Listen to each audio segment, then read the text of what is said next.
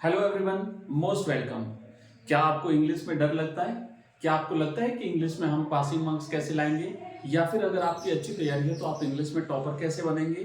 तो अगर आपके ये सारे डाउट्स हैं तो बहुत ही इंटरेस्टिंग क्लास में आज आपके लिए लेकर के आया हूँ, जिसमें हम बात करेंगे कि आप किस तरीके से अपने नंबर पक्के करते जाएंगे, टॉपिक वाइज, चैप्टर वाइज, प्रश्न वाइज।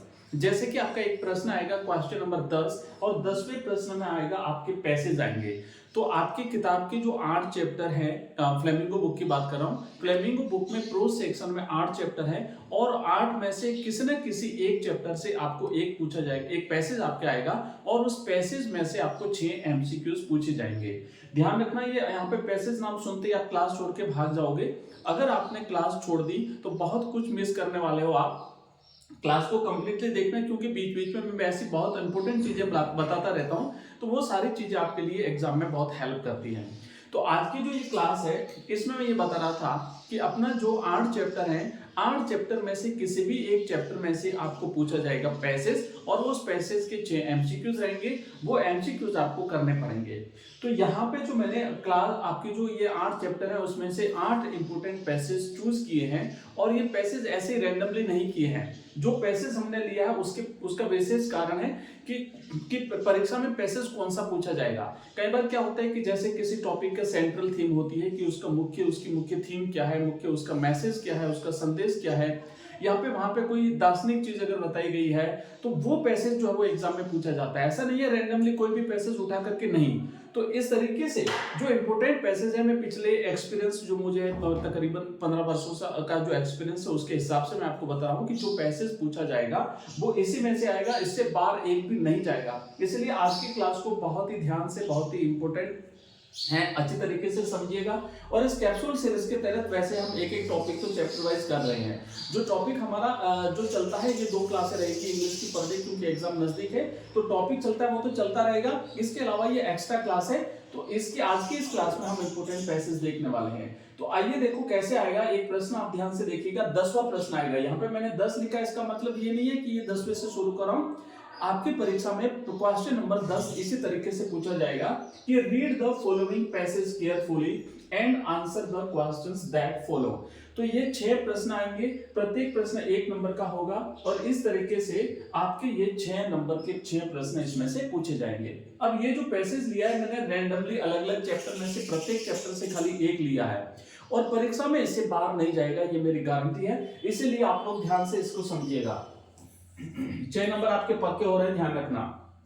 और आगे बढ़ने से पहले क्लास को एक बार लाइक जरूर कर दीजिए, अपने मित्रों के साथ शेयर करना बिल्कुल ना भूलिएगा। तो प्रश्न देखो इस तरीके से, मैं एक बार हल्का सा पैसेज पढ़ लेता हूं, फिर सीधे क्वेश्चन पे चलते हैं, क्योंकि पैसेज पढ़ना जरूरी है। बिना पढ़े हम डायरेक्ट क्वेश्चंस करेंगे तो शायद आपको समझ में नहीं आएगा। क्या लिखा हुआ है कि today almost everybody who is literate will have read an interview at some point of their lives। अब ध्यान से समझना, आपको पता चलना चाहिए कि आपने एक लाइन पढ़ी है तो आपको पता चलना चाहिए कि ये पैसेज किस चैप्टर में से आया है। आगे देखो क्या लिखा है, while from the other point of view several thousand celebrities have been interviewed over the years, some of them repeatedly। तो यहाँ पे इंटरव्यू की बात हो रही है, यानी हमारा जो चैप्टर है इंटरव्यू, इसमें से ये बताया गया है कि हमारे जीवन में हमें कभी ना कभी इंटरव्यू का सामना करना पड़ता है।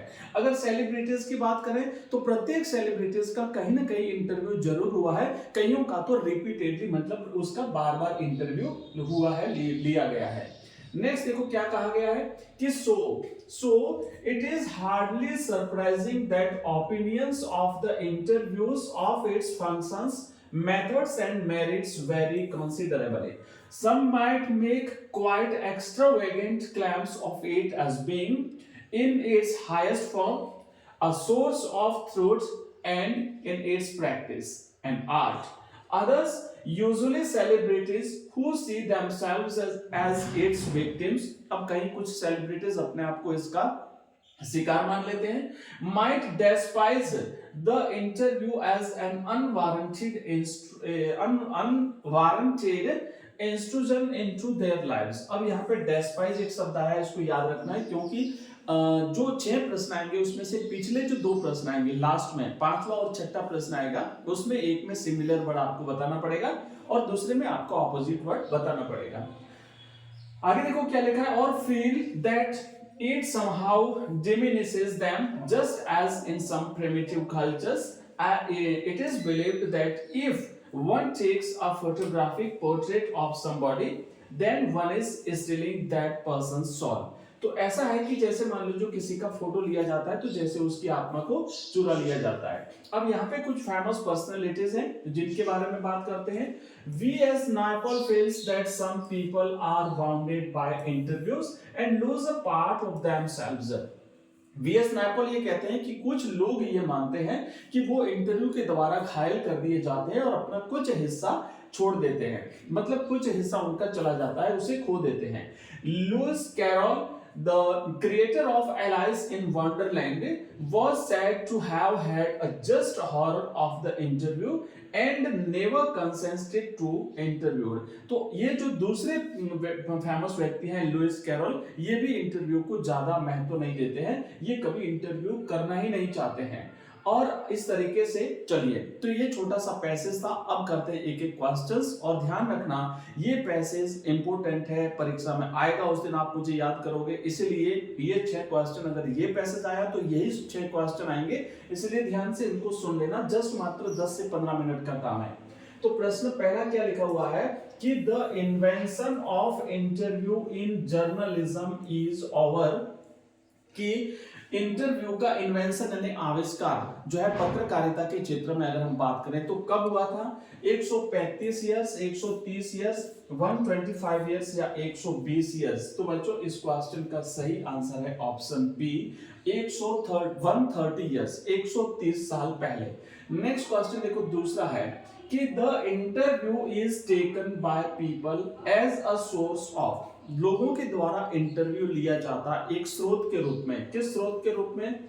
आर्ट एंड क्राफ्ट, नंबर है 2 easy way to collect information, number 3 है chance to meet, and number 4 है truth and practice in art.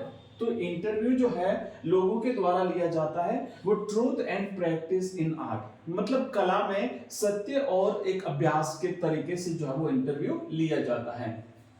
Number 3 है V.S. Naipaul gives his opinion about interview that, अभी देखो हमने पढ़ा था V.S. नायपॉल जो हैं वो इंटरव्यू के बारे में अपना मत व्यक्त करते हैं। क्या कहते हैं इंटरव्यू के बारे में? कि people lose their lives, लोग अपना जीवन खो देते हैं। Celebrities are part of it, कि celebrities इंटरव्यू का एक भाग हैं। People feel wounded and lose part of themselves, लोग जो है वो इससे घायल हो जाते हैं, इससे चोटिल हो जाते हैं। And lose a part of themselves, अपना कुछ हिस्सा खो देते हैं। And people feel happy and add a unique experience to their lives। तो भाई इन्होंने देखो कहा था, question option number C answer इसका राइट रहेगा, कि लोग जो होते हैं वो इस इंटरव्यू से एक प्रकार से हतोत्साहित हो जाते हैं, घायल हो जाते हैं और अपने जीवन का कुछ हिस्सा खो देते हैं। नेक्स्ट क्वेश्चन नंबर 4 है कि the person who does not want to give interview is, वो व्यक्तित्व कौन है जो कभी इंटरव्यू नहीं देना चाहेंगे? ऑप्शन 1 है लुइस कैरोल, नंबर 2 है V.S. नायपॉल, नंबर 3 है Christopher Marlowe, and number D है डॉक्टर जॉनसन। तो अभी हमने देखो पढ़ा था लुइस कैरोल जो है, इस पैसेज में आई दूसरी पर्सनालिटी लुइस कैरोल कभी इंटरव्यू नहीं देना चाहेंगे, तो ऑप्शन इस क्वेश्चन का राइट है ए। नेक्स्ट क्वेश्चन देखिए 5वां है कि choose the word similar in meaning to hate. Hate का मतलब होता है बच्चों घृणा करना, तो इस घृणा का सिमिलर वर्ड क्या है आपको इसमें से ढूंढना है। लव का मतलब होता है प्रेम करना, तो ये तो होगा नहीं, ये तो इसका ऑपोजिट हो गया। डिस्पोज का मतलब होता है निकाल देना, निकाल देना ये भी नहीं होगा।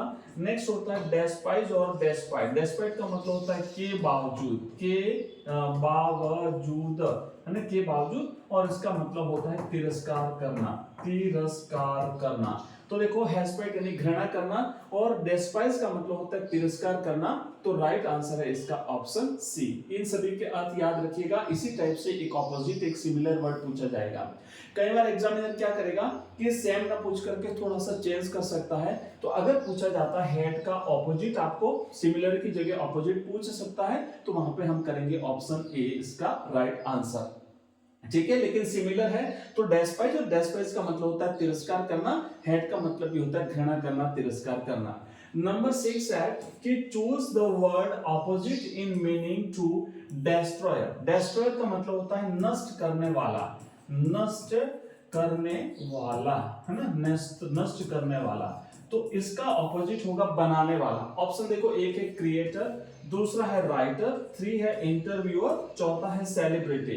तो सेलिब्रिटी का मतलब होता है प्रतिष्ठित व्यक्ति, इंटरव्यूअर का मतलब होता है इंटरव्यू लेने वाला, राइटर का मतलब होता है लेखक, और क्रिएटर का मतलब होता है क्रिएट करने वाला, बनाने वाला। तो सही जवाब रहेगा ऑप्शन ए इस क्वेश्चन का। तो करेक्ट आंसर है ऑप्शन ए। क्योंकि इसका ऑपोजिट पूछा है तो डेस्ट्रॉयर का मतलब होगा क्रिएटर, राइट। चलिए, तो ये 6 क्वेश्चन हुए हैं। अब हम आगे बढ़ेंगे और इसी तरीके से जैसे हमने पैसेज 1 देखा है, ये था इंटरव्यू वाले चैप्टर से। और अगर इंटरव्यू वाले चैप्टर से आपका पैसेज आता है जिसके 6 एमसीक्यू जाएंगे, तो हमने किया ही ये आएगा। तो ये हमारी फर्स्ट क्लास है। इसके बाद में एक और क्लास होगी, इसका जो सेकंड पार्ट होगा, ठीक है ना। मतलब ये इसमें हम 7 फर्स्ट पार्ट में हम 7 जो है वो पैसेज करने वाले हैं। चाहे इसके 2 क्लासें लेनी पड़े मेरे को तब भी हम करेंगे। और इसका सेकंड पार्ट और आएगा, उसमें से फिर से हम एक राउंड और करेंगे। तो ये अगर आपने पढ़ लिए ना, आपका मुश्किल से घंटे 1.5-2 घंटे की टोटल क्लास रहेगी। तो इसमें आपके सारे के सारे जो पैसेज हैंगे वो इंपॉर्टेंट हम कवर करेंगे और परीक्षा में उसी में से मिलेगा। देखो मेहनत तो करनी पड़ेगी, क्योंकि बिना मेहनत के अगर आप एक दिन में जो है वो 100% मार्क्स लाना चाहोगे तो नहीं ला सकते, या पास भी होना चाहो तो एक दिन में तो नहीं हो सकते। तो मैं जैसे आपके लिए मेहनत कर रहा हूं, वैसे आपको भी मेहनत तो करनी पड़ेगी, पढ़ना तो पड़ेगा। चलिए, नेक्स्ट हमारा जो पैसेज है बच्चों, ये पैसेज है। और इसके हम यहाँ पे ये एक बार बता देता हूं आपको कि जैसे फर्स्ट लाइन पढ़ते ही हमें समझ में आ जाएगा ये पैसेज कहां से लिया हुआ है, इसलिए आप लोग इसको पढ़ लेना कि even if we are organized, we are the ones who will be hauled up by the police, beaten and dragged to jail for doing something illegal, they say। वो कहते हैं कि अगर हम संगठित हो भी गए तो संगठित होने के अपराध में पुलिस के द्वारा हमें जेल में घसीटा जाएगा, हमें मारा पीटा जाएगा और हमें जेल में डाल दिया जाएगा। तो ये जो मुकेश वाली कहानी है लॉस्ट स्प्रिंग चैप्टर में से ली गई है। उसमें जो फिरोजाबाद के बैंगल मेकर्स हैं वो ये कहते हैं कि अगर हमने ऐसा करने का प्रयास किया तो हमें जेल में डाला जाएगा। तो ये पढ़ लेना आप लोग। मैं इसको कंप्लीटली पढ़ूंगा नहीं, केवल आपको क्वेश्चंस करा देता हूं। तो देखो पहला प्रश्न क्या लिखा हुआ है कि even if they get organised, young man fear that they will be. तो उन्हें क्या किया जाएगा, अगर वो संगठित हो गए तो पुलिस के द्वारा उन्हें किया जाएगा, hold up by the police, police के द्वारा उन्हें मारा पीटा जाएगा, घसीटा जाएगा, पीटा जाएगा, and put into the jail, और जेल में डाला जाएगा। तो ऑल ऑफ द एबो। तो करेक्ट आंसर रहेगा ये सारी घटनाएं उनके साथ होगी, इसलिए वो संगठित होने से डरते हैं। नेक्स्ट प्रश्न देखो, अगला क्वेश्चन है बच्चों हमारा दूसरा कि which of these is not a part of the growing up of these children। इन बच्चों के बच्चे जो बड़े हो रहे हैं ना, तो इनके जीवन का कौन सा एक भाग नहीं है, caring, daring, working and poverty.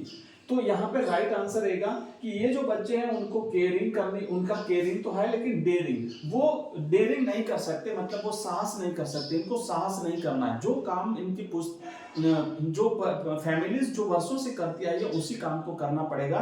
वो कुछ साहस करके नया काम नहीं कर सकते, ये उनके जीवन का हिस्सा नहीं है। बाकी सारी चीजें, काम करना, गरीबी में रहना, ये सारी चीजें उनके जीवन का हिस्सा है। नंबर 3 क्या है कि who is I in the एबो पैसेज। इस ऊपर वाले पैसेज में आई किसके लिए आया है, मुकेश के लिए, सविता के लिए, नैरेटर के लिए या फिर उस एल्डरली वुमन के लिए। तो यहाँ पे नैरेटर के लिए आया है। ऑप्शन सी इस क्वेश्चन का राइट आंसर है। नैरेटर अपने आप को आई मैंने मैं कहकर के संबोधित करती है। अनीस जंग इज द राइटर। अब देखो नेक्स्ट क्वेश्चन क्या है कि Mukesh is contented to dream of. Mukesh कौन सा स्वप्न देख करके संतुष्ट है, क्या बनना चाहता है। एयरक्राफ्ट का स्वप्न देख करके, कार का स्वप्न देख करके, बसेस का स्वप्न देख करके, या स्कूटर का स्वप्न देख करके। तो मुकेश कार का स्वप्न देख करके वो एक मोटर मैकेनिक बनना चाहता है, वो कार को ड्राइव करना सीखना चाहता है। तो राइट आंसर रहेगा ऑप्शन बी। नेक्स्ट क्वेश्चन है अगला पांचवा प्रश्न। पांचवा और छठा क्या आएगा, ऑपोजिट सिमिलर पूछा जाएगा। तो प्रश्न है कि which of these words from the passage means the same as cruel। Cruel का मतलब होता है निर्दयी, तो निर्दयी। तो यहाँ पे क्या है कि इसका निर्दयी का ऑपोजिट वर्ड आपको पैसेज में से आपको नहीं, सेम वर्ड ढूंढना है आपको, सेम, ठीक है। तो निर्दयी, तो काइंड आएगा, सिंपैथी आएगा, विशेष आएगा, या नन ऑफ दीज आएगा। तो इसका राइट आंसर आएगा विशियस। विशियस का मतलब होता है दुष्चक्र, बहुत गरीबी का दुष्चक्र जैसे, इस टाइप से। नेक्स्ट है which of these words from the passage is opposite in legal। तो लीगल का ऑपोजिट होता है बच्चों इलीगल। तो राइट आंसर रहेगा 6, ठीक है। 6 का राइट आंसर रहेगा सी। तो इस तरीके से देखो हमने अभी 2 पैसेज ही करेंगे। नेक्स्ट इसका जो सेकंड पार्ट है वो जो है वो अब आपको नेक्स्ट मिलेगा। तो उसमें जो बच्चे को अपने 6 चैप्टर हैं उसमें से 6 पैसेज हम इस तरीके से लेंगे और आपको परीक्षा में उसी में से मिल जाएगा, ठीक है। तो आज की क्लास में इतना ही, मिलते हैं बहुत ही जल्दी नेक्स्ट क्लास में। तब तक के लिए बाय, थैंक यू, धन्यवाद।